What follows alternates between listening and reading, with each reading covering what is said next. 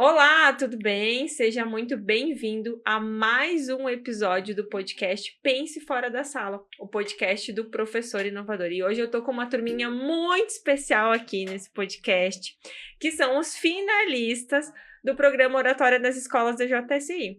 Esse programa que neste ano atingiu 26 escolas, teve 26 escolas inscritas, 24 municipais, 2 estaduais, foram 839 alunos inscritos para a etapa escolar, um campeão por escola, que aconteceu até dia 4/6, e depois 26 semifinalistas no dia 8/6 e 15 finalistas no dia 26/6 no Centro de Eventos. E eu estou aqui com 4 deles e destes, um finalista que irá representar na final estadual, que vai ser aqui em Chapecó. E o projeto Oratória nas Escolas, ele é um projeto incrível que eu tenho acompanhado. Então, aí algumas etapas desse projeto, e ele estimula, então, o estudo e a reflexão dos jovens, assim como a mobilização da sociedade sobre um tema específico e de interesse global. E este ano foi um tema incrível, que é o futuro da educação. Então, quem melhor do que eles para vir aqui falar desse tema tão importante que é o futuro da educação. Então, eu estou aqui com esse timão hoje de finalistas. Muito obrigada por vocês terem aceito o convite, topado estar aqui depois dos campeões que ergueram os troféus, que estiveram naquele momento mágico no centro de eventos, com torcida organizada e tudo mais. Então, muito obrigada. Obrigada às famílias também que estão acompanhando vocês. E vou pedir para que vocês se apresentem, então. Vamos começar, Michelle? Oi, boa tarde para todo mundo. Eu sou Michele, tenho 14 anos, estudo na Escola Sereia Soprano. Bem. Bom, meu nome é Davi, eu tenho 13 anos e estudo na Escola EBM Severiano Rolim de Moura. Bem. Eu me chamo Cauane da Costa Lauxen, tenho 12 anos e estudo na Escola Irene Stonoga. Boa tarde, sou Stephanie Killion, tenho 14 anos e estudo no Fedelino Machado dos Santos. Muito bem! Que feliz estar aqui com vocês e a gente já vai começar com a pergunta mais importante da rodada, né? Que é: o que vocês esperam do futuro da educação? E por que essa pergunta? Porque foi o tema do Oratória nas Escolas, que teve subtópicos, né? Que foi inteligência artificial, tecnologia, robótica, questões socioemocionais. E eu queria que vocês colocassem um pouquinho aqui o que vocês colocaram nos textos de vocês, na redação de vocês, e aí depois a gente vai falando de outros temas também. Vamos lá, quem quer começar? Bom, para mim, eu coloquei no meu texto os aspectos positivos e os aspectos negativos da educação do futuro, pois a educação do futuro vai ser mais atualizada e tecnológica, mas deve ser utilizada de maneira responsável. Porque como ela traz muitos benefícios, traz aspectos também negativos para nossos alunos. Perfeito, Michelle. Eu acho que isso é fundamental que você trouxe, né? Que vai ser mais tecnológica. Então, olha só, as crianças, os adolescentes aqui falando sobre isso, mas que precisa ser usado com responsabilidade. Isso é algo que eu falo muito, que a tecnologia, a própria inteligência artificial hoje, que é uma tecnologia que não vai mais voltar atrás, ela deve ser utilizada, mas utilizada com muita responsabilidade. Davi, vai lá, Davi. Bom, agora eu acredito que estamos entrando em uma nova era, né? A era que se chama a era da inteligência artificial. Dentro dela, eu acredito que existem várias ferramentas. Dentre elas, existem umas muito famosas. Eu acredito que no nosso futuro da educação, a educação possa ser com muitas tecnologias presentes, porque isso daí pode ajudar demais. Claro, tem aspectos positivos e negativos, mas depende muito do seu ponto de vista, de como você vai usar, como você vai utilizá-la em sala de aula. Perfeito. Eu coloquei sobre a tecnologia, né? Que ela tá conectada com o mundo, então não tem como fugir muito dela. Só que ela tem que ser utilizada com responsabilidade, bem utilizada. E o professor tem que saber usar. O que adianta a gente ter os mesmos professores, sendo que eles não saibam aproveitar a tecnologia e utilizá-la para o nosso bem, para que a gente possa aprender mais e mais. Perfeito. Tem algo que você falou aqui que é muito importante, que é o professor estar preparado para o uso da tecnologia. Então, isso é algo que eu sempre falo, para que o nosso aluno, para que vocês possam aproveitar da tecnologia, primeiro o professor precisa estar muito bem preparado. Porque muitas vezes, se o professor quer implementar e ele não está tão preparado, ele vai se sentir desconfortável e vocês também não vão tirar proveito do máximo que a tecnologia poderia oferecer para vocês para o processo de aprendizagem, né? Stephanie. A tecnologia, ela nos traz muitas ferramentas diversas, mas como já dizem, né, a gente tem que saber usá-las. E no meu texto eu enfatizei bastante o equilíbrio. Eu falei sobre livros, falei sobre a tecnologia, os efeitos negativos, efeitos positivos. E é simplesmente um equilíbrio para que a tecnologia, ela nunca deixe a nossa existência de lado. Tipo, tem gente que acredita que robôs vão entrar na nossa sala de aula. Mas eu não acredito nisso. Eu acredito que vai ser um equilíbrio. Perfeito, eu acho que o equilíbrio é em tudo na nossa vida, né? Eu falo muito sobre a inteligência artificial, que ela é fundamental, mas que ela não pode deixar de lado outras coisas. Se você não tem conhecimento, você não consegue usar ela da forma como deveria. E agora mais uma perguntinha, então, para vocês. Como vocês imaginam que vai ser a escola de vocês no futuro? Ou a universidade, já que daqui a pouquinho vocês vão ir para a universidade. O que vocês esperam encontrar? Bem assim no instituto de vocês. Se imaginem indo para a universidade, indo para o ensino médio, universidade. O que vocês esperam encontrar lá? O que vocês gostariam de encontrar? De ambiente, do professor? Fiquem à vontade. Vamos lá, podem falar, fiquem à vontade. A lousa digital, porque na minha sala de aula não tem lousa digital. A realidade aumentada, porque eu acho que é algo que, tipo, me enche os olhos, assim, que eu acho muito legal. Mais que a realidade virtual, né, que é os óculos virtuais. E também um laboratório de ciências, que acho que é muito melhor do que só ficar na sala de aula aprendendo ciências. Normalmente, assim. Para poder tocar, experimentar. Eu acho que aqui tem algo bem importante. Até para quem está ouvindo esse podcast, vendo esse podcast, quero aproveitar e convidar para que você curta esse podcast e também envie para o máximo de pessoas, porque essa galerinha aqui está dando um show. Quando a gente fala desse período de transição que vocês estão agora, né, indo para a juventude já, a gente já começa a falar do processo de aprendizagem do adulto, que é a andragogia, que aí vocês querem pegar as coisas, vocês querem ver, não é mais só sentar lá na sala de aula e ouvir o prof. Isso é quando vocês já eram mais criancinhas, vocês estão bem nessa fase de transição, assim, eu quero pegar, eu quero fazer acontecer. Então, por isso que vem já começa a ter essa vontade de vocês de quererem ir pro laboratório, fazer acontecer. Quem mais? Vamos lá. Eu gostaria que tivesse mais os laboratórios de ciências, como a Cauane falou, pois a minha escola nunca teve isso. Tem microscópios lá, mas nunca foi usado. Uau. Também eu gostaria que tivesse projetor na minha sala. Na minha sala não tem, eu já fiz vários pedidos, mas eles nunca quiseram colocar na nossa sala. Todas as outras salas já tem. Eu acho muito bom isso daí, por causa que é uma aula mais interativa. E falando em interativa, eu também gostaria de aulas interativas, porque aulas só teóricas acabam sendo mais chatas e você não consegue prestar atenção de um jeito que você gosta, e às vezes é meio forçado. Isso aí deixa bem ruim o aprendizado.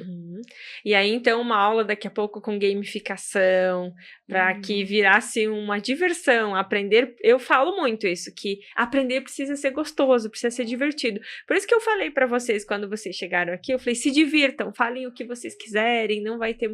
Porque eu acho que isso torna as coisas mais leves, né? E aí, Michelle, você, depois, Steph. Eu também quero, como falou a Cauane e o Davi, o laboratório de ciência. Na minha escola tem, mas nós não vamos muito para a escola de ciência, para o laboratório de ciências. E também eu quero, por exemplo, pegar as coisas assim, ver no microscópio assim. Também eu quero um caderno digital, eu acho que é melhor. Muito bem, já estamos com evoluções aí. Eu acho um caderno digital, eu acho que é muito melhor, na verdade. Você escreve muita coisa mais. Dá também um projetor, na minha sala tem. E por minha experiência, eu acho que é muito bom. Você vê os slides que os professores preparam para você e você pega todo tipo de informações. Por exemplo, o professor fala e você vai escrevendo o que você acha mais importante ali. Que legal, e aí entra o caderno digital. Ali entra o caderno digital. Então, aqui já estamos com evoluções, né? Olha as novas gerações. Geração Z, aqui é um pouquinho de geração Z com geração alfa aqui, pedindo tecnologia, pedindo laboratório. Eu acho que, de fato, assim, o que vocês trazem é fundamental para o processo de ensino e aprendizagem. E é o processo evolutivo, né? Como a sociedade também está evoluindo, porque lá fora vocês já têm acesso a tudo isso, né? Vocês têm acesso ao celular, têm acesso ao tablet, e às vezes vocês vão para a escola, e aí, como o Davi falou, é uma aula tradicional que às vezes acaba ficando chato, né? E vocês? Eu me imagino estudando numa universidade fora do Brasil, porque muitas dessas inovações que vocês falaram já existem lá fora. Porém, antes da gente querer adotar isso, a gente tem que achar soluções. E se espelhando em países desenvolvidos fora daqui, a gente consegue achar. A gente tem grandes exemplos, né, de várias universidades, inclusive a gente olha muito para fora do Brasil, mas a gente tem vários cases aqui no Brasil. E talvez, depois que vocês saírem daqui, se quiserem buscar, tem uma instituição de ensino que ela é em São Paulo, que chama Link School of Business. Ela é baseada no modelo da Universidade de Boston, se eu não me engano, ou de Oxford, não me lembro exatamente agora. Mas, por exemplo, a sala de aula tem uma que é uma arquibancada, aí tem outra que o professor, ela é toda de vidro, o professor escreve em qualquer parte da sala. Então, é já um estilo de aprendizagem diferente, para que o aluno viva uma experiência dentro da sala, né? Porque assim, se você for olhar a casa de vocês, vai passando por transformações, o design vai ficando melhor, e troca o sofá, e troca a TV, né? E se vocês olharem para a sala de aula, perguntem para os pais de vocês como é que era a sala de aula. Eles vão responder que é exatamente o mesmo formato que vocês têm a sala de aula hoje, infelizmente. Um modelo quadradinho, mesas, um sentado atrás do outro. E a gente sabe que esse não é o ideal para que aconteça um processo de ensino e aprendizagem, né? E outra pergunta para vocês aqui agora: o que vocês esperam e o que vocês imaginam da inteligência artificial? Já que todos vocês falaram nas apresentações de vocês sobre inteligência artificial, que é um assunto que eu gosto muito e que eu ensino os profs a usar, inclusive. Eu imagino que a inteligência artificial possa ajudar muito, mas com seus cuidados. Pode, tipo assim, com o auxílio do professor, você consegue ver, tipo assim, que a pessoa consegue aprender melhor. Sem o auxílio, a pessoa só vai lá e pesquisa. A pessoa só pesquisa, coloca lá, pronto, acabou. Mas com o professor perto, dá pra ver que a pessoa fica mais... Vixe, agora o que eu faço? Vou aprender. E a pessoa aprende. Eu acho muito bom isso da pessoa aprender em vez de só pesquisar. As inteligências artificiais, elas podem ajudar muito. Eu acho assim. E o que você imagina, assim, quando o professor chegar na sala de aula e falar para a turma, assim, hoje a gente vai falar sobre inteligência artificial. Como que você, ou algum professor de vocês já falou sobre inteligência artificial na sala de aula? O que é, para que serve? E aí, já falaram? A minha professora falou só pra fazer o texto. Pra fazer o texto. Ela colocou temas o que era educação pra gente construir a introdução. E depois ela começou a citar as tecnologias. Mas não foi algo tão aprofundado assim. E acho que nem o Davi falou, você precisa do auxílio do professor. A tecnologia não vem para substituir o professor. Perfeito. A tecnologia vem para auxiliar no aprendizado. Não tem como um professor parar de dar aula e vir um robô. A gente precisa da aprendizagem do professor. Só que um pouquinho mais... um pouquinho mais, tipo, associada à tecnologia. Perfeito. Você falou algo incrível aqui, Cal, que é a importância do professor dentro da sala de aula. O professor é o condutor do processo de ensino e aprendizagem. Só que se o condutor desse processo ele também não tiver atualizado, isso é muito ruim para o futuro de vocês. Por quê? O que o mercado hoje, o universo está falando? Que é como que se usa inteligência artificial, como é que aplica isso no dia a dia. Isso significa que essa é uma habilidade que vocês precisam desenvolver, saber mexer em ferramentas de inteligência artificial. Então, os dois associados, o conhecimento do professor aplicado em sala de aula é fundamental. E tem uma frase que eu gosto bastante que diz que a inteligência artificial não vai substituir o professor. Professores que sabem usar a inteligência artificial vão substituir os que não sabem. Assim como foi a questão do computador. Antigamente, vocês não viveram essa era, né? A gente tinha o período que começou, então, os computadores entrar. Então, as pessoas que sabiam usar o computador foram, com o tempo, substituindo as que não sabiam. E chegou um momento que meio que todo mundo teve que aprender a mexer no computador. E assim vai ser, já está sendo com a inteligência artificial. Stephanie e Michelle, querem contribuir? Algumas semanas atrás eu ouvi meu professor conversando com um colega dele, se questionando se a inteligência artificial iria substituir ele. Só que eu fiquei abismada, porque como ele pode pensar isso? Porque eu acredito que a tecnologia nunca vai substituir a essência das experiências humanas. Perfeito. Michelle. Bom, aqui todo mundo está falando sobre que a inteligência artificial vai substituir. Tem pessoas que acreditam que se a inteligência artificial continua assim, subindo de nível, pode ser que substitua. Porque, por exemplo, existem carreiras que vão ser tiradas. Porque a inteligência artificial vai substituir eles. Daqui a um tempo pode uma probabilidade pode ser que o professor seja substituído, mas nós temos que ter muito cuidado nisso ali da inteligência artificial, de que substitua nosso professor, porque se você tem um robô, por exemplo, uma pergunta, ele vai responder, mas não como um professor, do ponto de vista de um ser humano, do professor. E aí entra nas habilidades socioemocionais também, né? Que o professor, que é algo que eu falo muito, o professor, ele tá na sala de aula não só para passar conteúdo técnico, para ensinar português, matemática, ciências, né? Ele precisa estar lá também para desenvolver vocês como indivíduos na sociedade. Que aí entra as questões socioemocionais, as habilidades não técnicas. E quando você traz essa questão de a inteligência artificial vai substituir profissões, assim como todo o processo evolutivo da humanidade, a gente viu algumas profissões que foram substituídas, sim. Vou dar um exemplo muito antigo, que talvez professores que estejam assistindo esse podcast vão se imaginar, que é a enxada, que foi substituída pelo trator, que foi indo substituída, e hoje a gente tem drones com defensivos agrícolas, por exemplo. Então, a gente tem esse processo natural de quando vem tecnologia. Mas agora uma pergunta até para vocês. Vocês imaginam quantas profissões novas vão surgir com a inteligência artificial?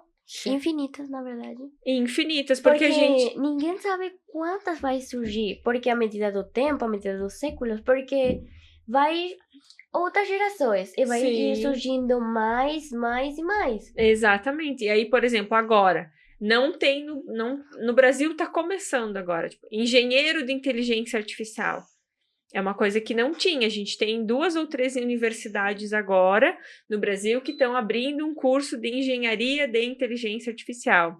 Engenheiro de prompt, que são os comandos, são profissões novas que estão surgindo pelo advento da inteligência artificial.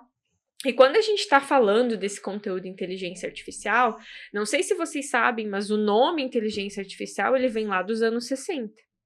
Quem tem Alexa em casa aqui? Ninguém tem. Não. Olha só. Mas a Alexa é aquele comando de voz que você dá e ele faz algumas ações, né? Dentro das nossas casas. É uma ferramenta de inteligência artificial. Quando, por exemplo, vocês fazem uma busca na internet, depois fica aparecendo recomendações para vocês de compra, né? Às vezes vocês vão buscar um trabalho da escola que não tem nada a ver e começa a aparecer recomendação, compre um livro sobre aquele conteúdo, coisas assim. Isso é inteligência artificial.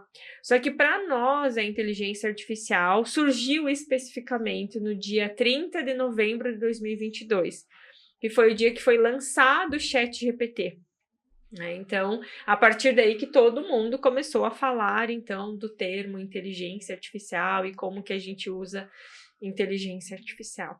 Né? E aí, sim, parece que virou um bicho de 7 cabeças, né? Que ninguém sabe direito o que vai acontecer, o quanto isso vai impactar, assim.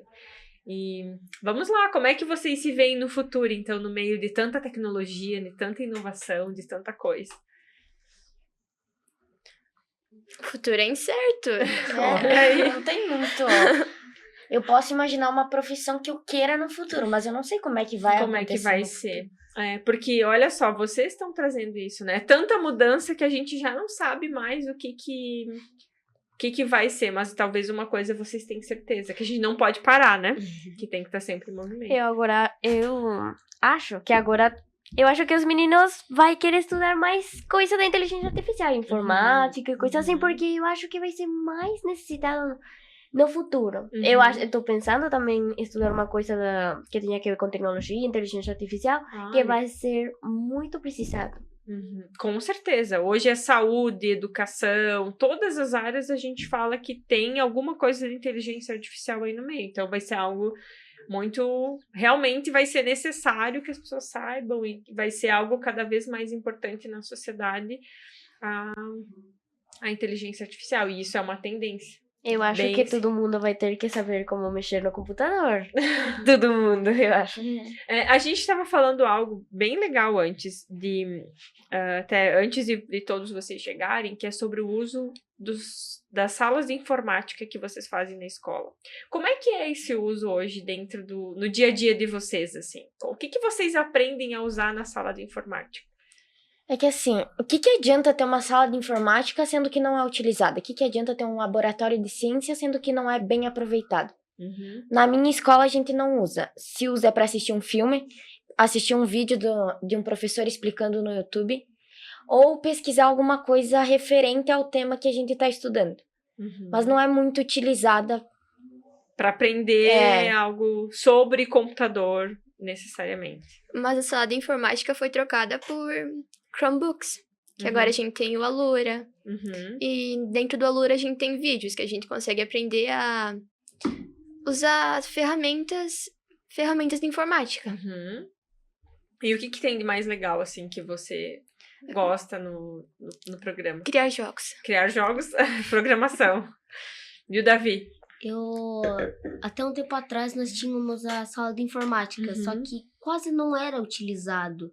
Aí foi trocado por uma sala normal. Mas como a Stephanie disse, agora a gente usa os Chromebooks. Eu gosto bastante no Chromebook usar o Scratch para fazer jogos também. Esses dias nós tivemos até um trabalho sobre isso. Muito bem.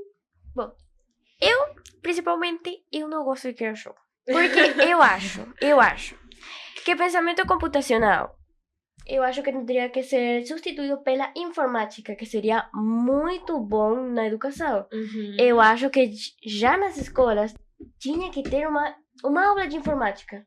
Porque eu acho que seria melhor que ficar criando jogos. Eu acho que seria melhor aprender ferramentas que vai te ajudar na vida de vocês. Na vida de todos vocês. Vocês estão aprendendo, você vai criar um jogo, tá? É bom, é divertido, é descontraído, é fácil, mas isso é seu futuro. Você vai estudar, você pode estudar uma coisa de informática e isso vai servir. Mas eu acho que tinha que ser reemplazado por uma aula que seja focada na informática, que eu acho que vai ajudar muito no futuro de nossos estudantes. Olha só, Michelle, isso é algo que você falou que é bem importante, tá? Hoje, no ensino superior, a gente tem um grave problema com os alunos que chegam. A maioria não sabe mexer no computador. Sabe criar jogos, sabe jogar, sabe entrar em rede social, sabe fazer tudo. Não sabe mexer em programas que de fato vão ser efetivos para o processo de aprendizagem, como, por exemplo, Word, Excel, programas que às vezes podem parecer chatos, tá, para vocês, porque eles não são nada dinâmicos, só que eles têm funcionalidades fundamentais. Eu sei que também hoje a questão da computação está um pouco sendo substituída pela mobilidade, que é no caso o celular, né? Mas ele ainda é muito importante, tem ações que a gente acaba fazendo. Então, isso que você traz é fundamental. Antes desse processo de pensamento computacional, a gente tem uma etapa antes que é, de fato, saber mexer no computador e o quanto ele é importante para a aprendizagem. Sim, porque, por exemplo, na minha sala, tem alguns de meus companheiros que não sabem mexer no computador, não sabem colocar, por exemplo, o signo de interrogação, de pontuação. É assim, por isso eu falo que tem o pensamento computacional, eu acho que deveria ser trocado por uma aula de informática, que seria bom para nossos estudantes. E aí entra uma habilidade da BNCC.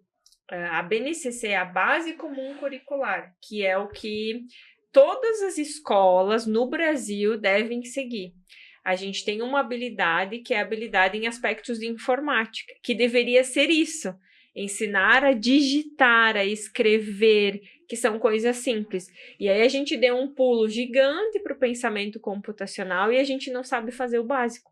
Então, isso que você fala é fundamental. Do que adianta eu saber programar se eu não sei fazer o simples ainda? Então, isso que você trouxe é algo bem preocupante, que quem está no ensino superior, professor de ensino superior, vai se identificar com essa fala aqui, porque a gente recebe muito aluno no ensino superior que não sabe fazer ponto de interrogação, não sabe digitar.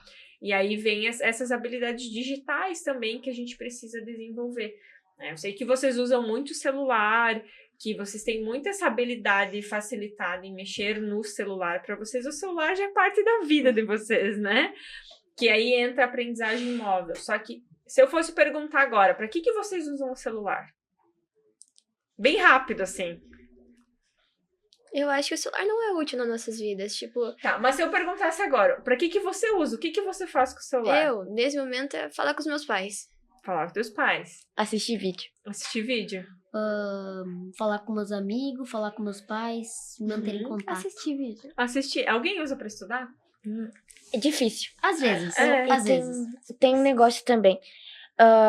Meus amigos da escola sabem mexer no computador, mas tipo, digitar não. Eles sabem jogar. É isso aí. A gente vai na informática, enquanto que era pra fazer uma pesquisa, pra desenvolver o teu aprendizado, estão jogando joguinho. Como é que é o nome do site que joga? Scratch. É, bem assim. Eles entram ali, pesquisam e já jogam. E enquanto era pra gente estar desenvolvendo o aprendizado, eles estão jogando. E aí você perde algo fundamental do processo de aprendizagem. Aí veja que vocês têm uma ferramenta hoje que é o celular, que é importantíssima para aprender. Vocês conseguem aprender muita coisa. Inclusive, vocês conseguem se comunicar com pessoas ao redor do mundo, né? Inclusive, esse podcast vai chegar a muitas pessoas e vocês estão aqui trazendo a visão de vocês sobre o futuro da educação. E veja o quanto é importante isso que a Michelle trouxe, que vocês estão trazendo, que vocês já percebem essa necessidade, que em vez de a gente avançar lá para frente, a gente está perdendo ainda coisas básicas, e eu acho que isso vem muito em algo que eu acredito, assim, também. E eu já falei aqui para vocês, que é o professor bem preparado. Se o professor, ele tá bem preparado, se as lideranças desse professor, né, que vem de gestão, prepararam esse professor para usar a lousa, para usar os Chromebooks, para real funcionalidade dentro do processo de ensino e aprendizagem de vocês, isso levaria vocês em outra realidade de aprendizagem significativa que a gente chama. Mas aí vocês estão falando muito sobre o professor. Eu acredito que o aluno também tem que ter a responsabilidade. Sim, com certeza. Ela falou que os amigos dela pegam e vão jogar jogo, mas eles podiam estar aprendendo ao invés disso. Perfeito. E aí entra as duas coisas, né? A responsabilidade que o professor tem e a responsabilidade que o aluno tem. De você realmente ir lá e fazer o que está sendo orientado para que se faça naquele momento. Só que aí tem um detalhe bem importante. Se a aula não for bem preparada, o professor não consegue ter a atenção do aluno e ele vai fazer outra coisa. Tá? Vocês são bem pequenos ainda, vocês não entendem esse processo ainda de gestão, de programação de uma aula. Por quê? Por que um aluno não presta atenção numa aula? Porque Entediante. Muito teórica. Muito Entediante. teórica, entediante, porque não interessa, Muito texto. tá? Muito texto.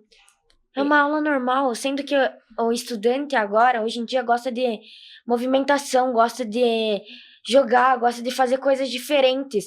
E uma aula teórica não traz essas coisas diferentes. Inclusive estão prometendo que no futuro da educação vai ter... Meu Deus.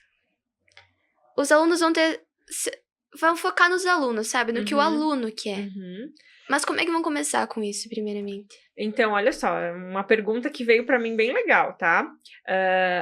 O que vocês trouxeram aqui é fundamental. E isso de porque a aula é chata, porque a aula não interessa, porque a aula faz parte do planejamento, de você levar o que o aluno precisa. E aí você fez a pergunta, né?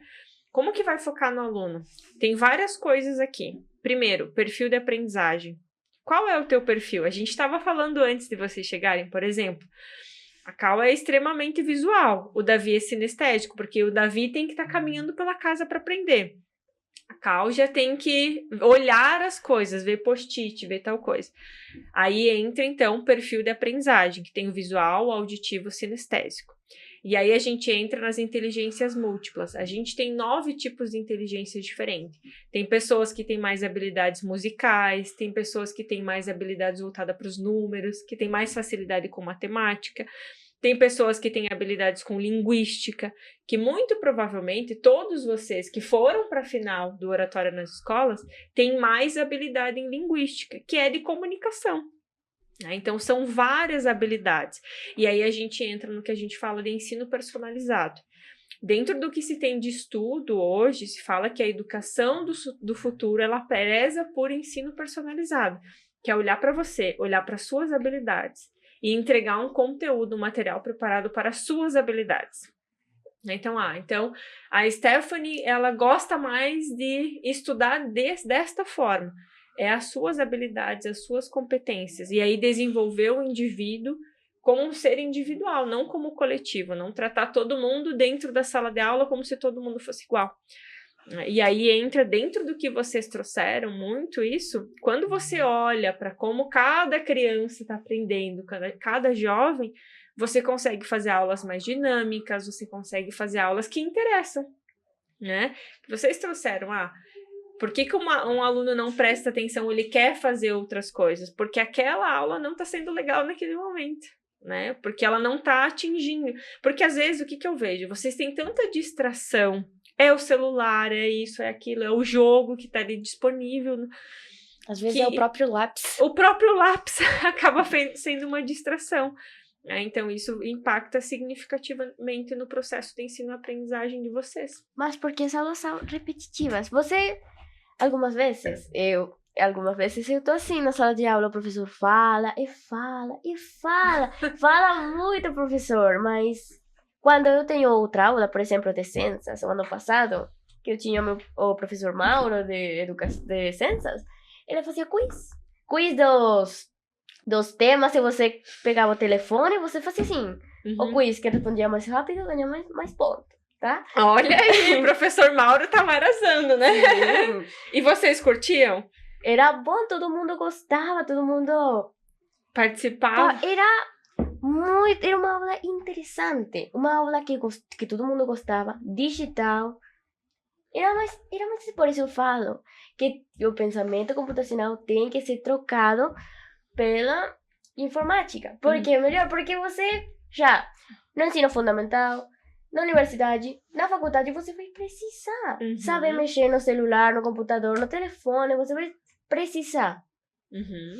Eu vivo pela minha aula de português. A minha professora, nesses meses aí que passou, ela fez passa ou repassa. Ela fez, sabe aquele jogo do milhão que tinha, de você responder a pergunta? Fez jogo, fez um monte de coisa diferente e interativa. Então, quando chegava a me dizer, essa semana ela fez o jogo do milhão. A gente queria uma aula de português naquele dia, só que não tinha. Daí tinha aquela aula repetitiva e teórica. A maioria das vezes, quando tem prova, para eu conseguir tirar uma nota boa, eu tenho que pesquisar na internet para estudar, porque na aula é muito repetitivo e eu não consigo entender. Para mim, para eu entender, tem que ser algo mais dinâmico, algo que me interesse mais. Alguma coisa talvez mais digital, eu gosto bastante disso. E o que você gosta para estudar hoje? Tipo, o que você faz fora da aula para estudar? Eu gosto bastante de pegar, eu vejo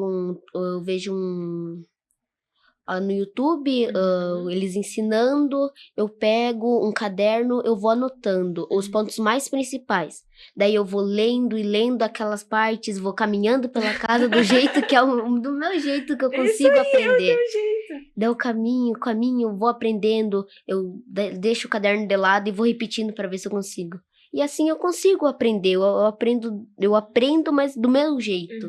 Isso aí. E olha só, professor, você que está assistindo esse podcast, o que o Davi falou é extremamente importante. Imaginem que o Davi é um menino que ele gosta de caminhar pela casa para estudar. Imaginem esse menino 3 horas sentado numa cadeira, ouvindo o professor.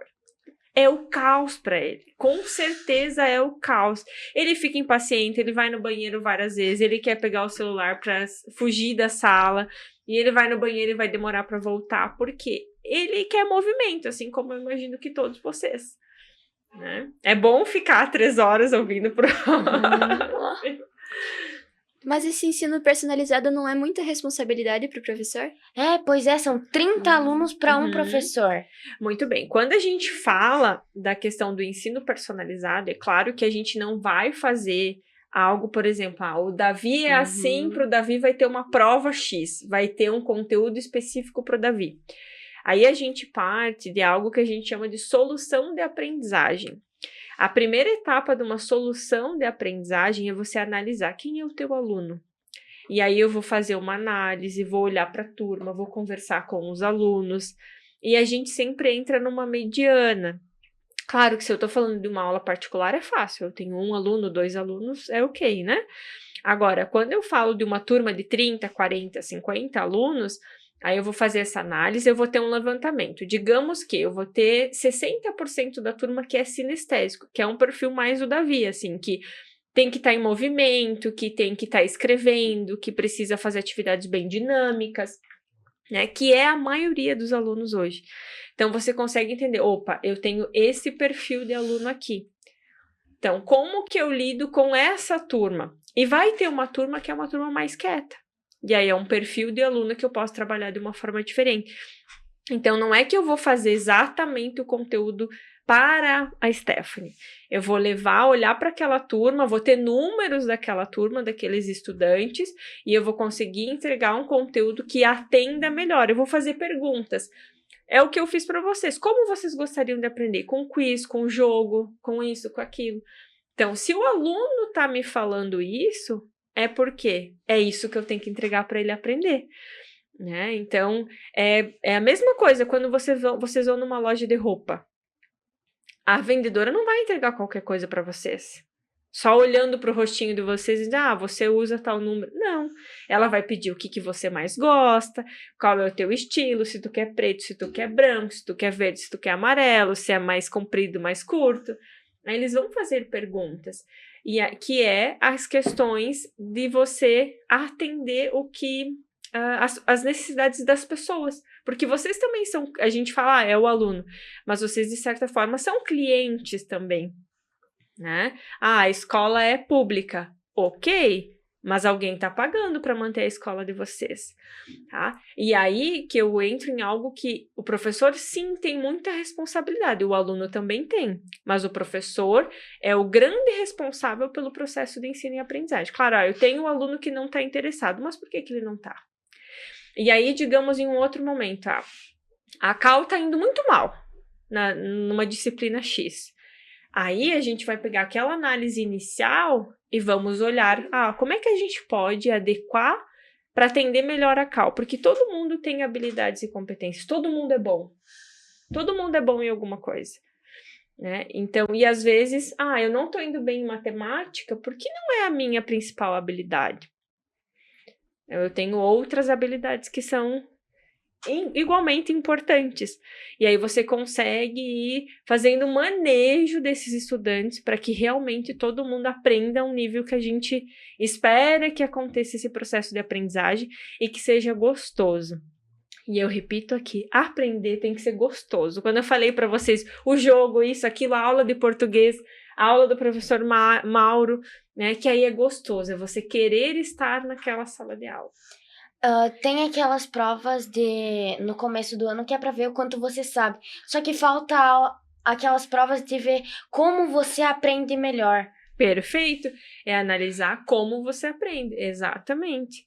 Isso faria uma grande diferença para as aulas de vocês. Porque aí é vocês falando com o professor, a gente quer quiz, a gente quer jogar, a gente quer fazer uma atividade diferente, a gente quer fazer coisas diferentes. E dá para fazer muita coisa.